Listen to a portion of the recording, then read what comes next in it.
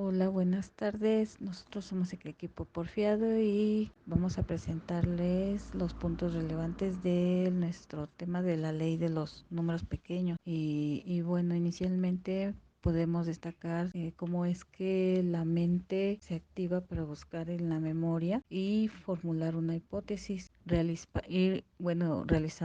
un esfuerzo para acertar a la respuesta basada en sugestiones. Por decirlo de alguna manera, también puede comprender que en base a los resultados de muestras grandes, cómo es que merecen más confianza que las muestras pequeñas. Y por otro lado, también se van a ir desarrollando algunos aspectos que influyen en la incidencia de cómo desarrolla el sistema 1 la hipótesis basado en estas muestras, como una inclinación a la confianza frente a la duda. También está la causa y casualidad, además de las anclas, que bueno, aquí se puede decir que pues el anclaje se ajusta a los resultados de estas muestras que se basan en datos de cómo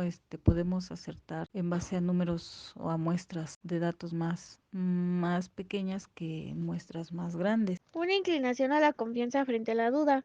Pone de ejemplo un sondeo telefónico sobre 300 personas de la tercera edad, en donde el 60% apoya al presidente. Esto dirá que casi con certeza elegirán ancianos apoyan al presidente. Estas palabras dirán o expresarán lo fundamental del asunto.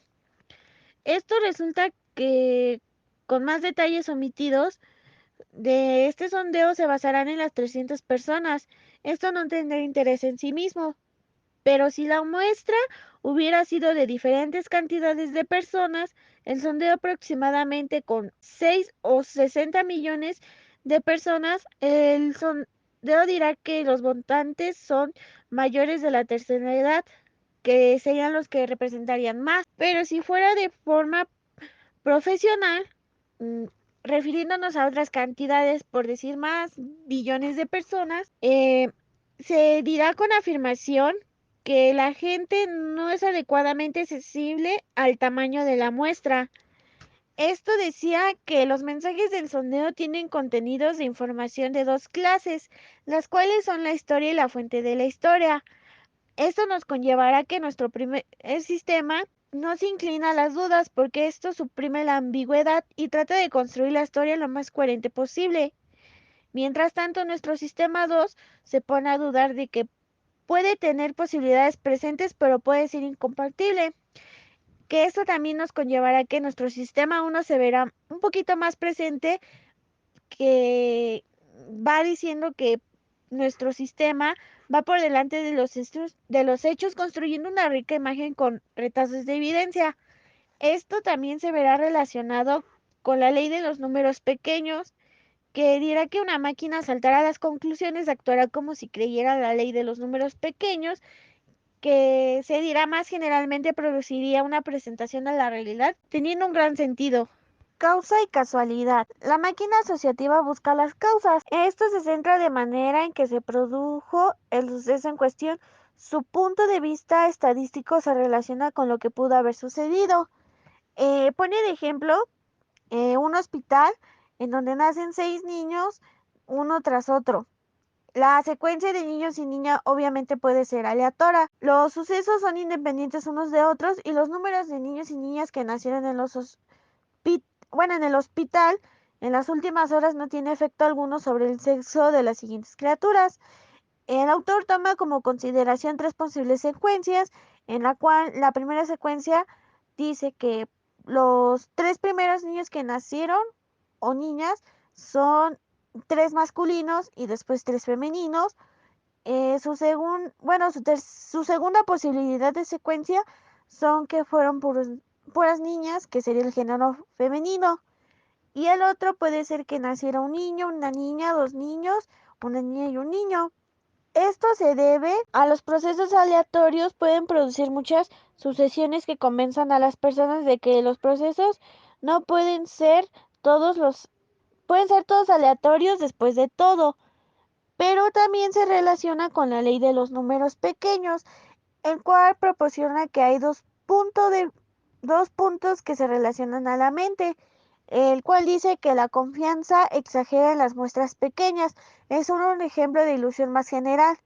Esto se refiere que tiene más atención a los contenidos de mensaje que a la información sobre su fiabilidad y que tiene como resultado términos que adaptan una visión al mundo que nos rodea más simple y coherente de lo justificante a los datos. Esto quiere decir como conclusión del primer punto que es un deporte en el mundo que nuestra imagen es más seguro de lo que es en la realidad, pero también dice en su segundo punto que la estadística arroja más observaciones que pueden impedir explicaciones casuales. A esto se refiere que a ellas mismas no nos guían hacia tales explicaciones. Esto puede decirse que en los sucesos en los mundos son debidos al azar, incluidos a los accidentes que en los muestreos.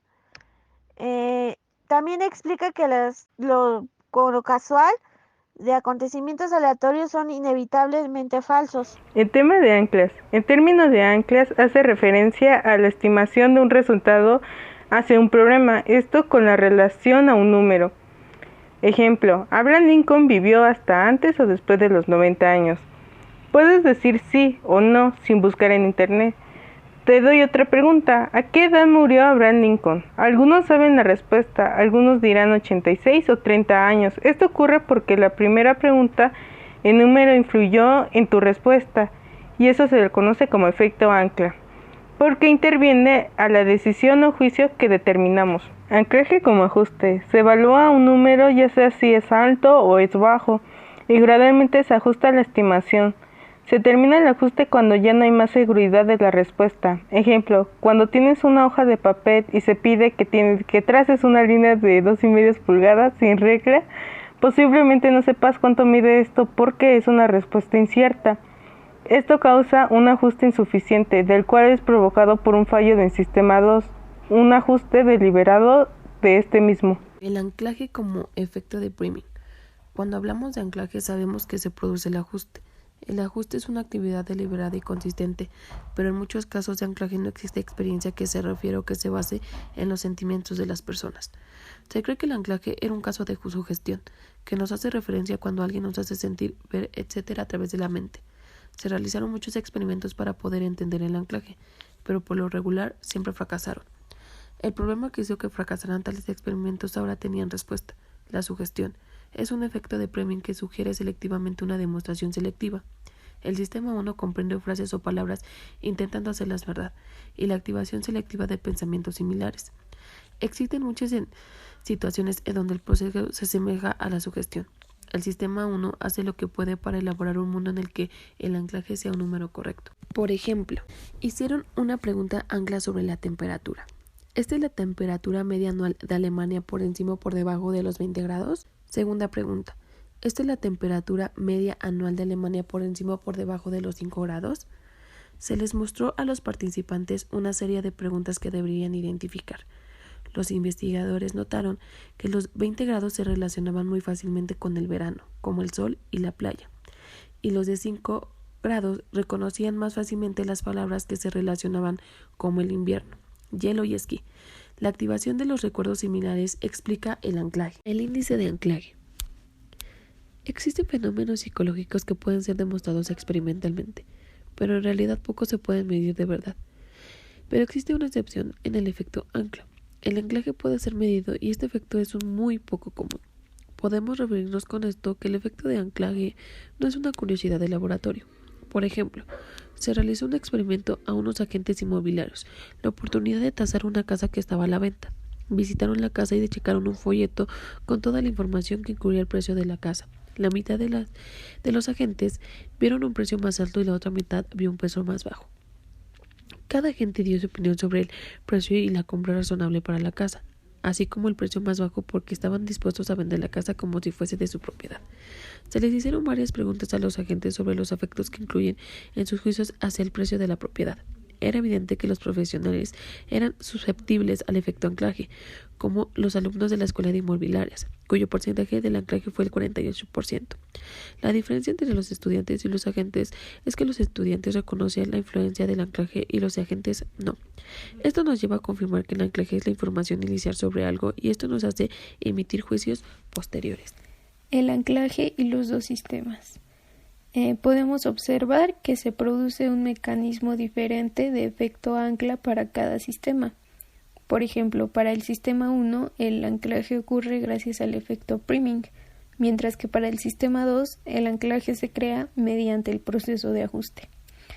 Y los efectos de anclas aleatorias son producidas gracias a la relación que existe entre ambos sistemas. El sistema 2, por ejemplo, trabaja con los datos que le proporciona el sistema 1, porque éste los almacena de forma automática. Por tanto, el sistema 2 es propenso a recibir la influencia de anclas almacenadas por el sistema 1. Es así como el sistema 2 no tiene control sobre este efecto y a veces incluso no tiene conocimiento del mismo. Con esta información ya podemos entender por qué cuando las personas son expuestas a anclas aleatorias o incluso absurdas, niegan con absoluta determinación que tal información pueda haber influido en ellos para dar su respuesta. Sabemos ya que ciertamente se equivocan, porque a menos que la información sea inmediatamente rechazada como mentira o por ser absurda, tendrá un efecto en el sistema asociativo sin necesidad de que esta información sea fiable. Y bueno, a pesar de que logremos ser conscientes del ancla, no sabemos hasta qué punto pueda guiar y condicionar nuestro pensamiento. ¿Por qué? Esto porque simplemente no podemos imaginar qué habríamos respondido si no se nos hubiese expuesto primero al dato causante del ancla.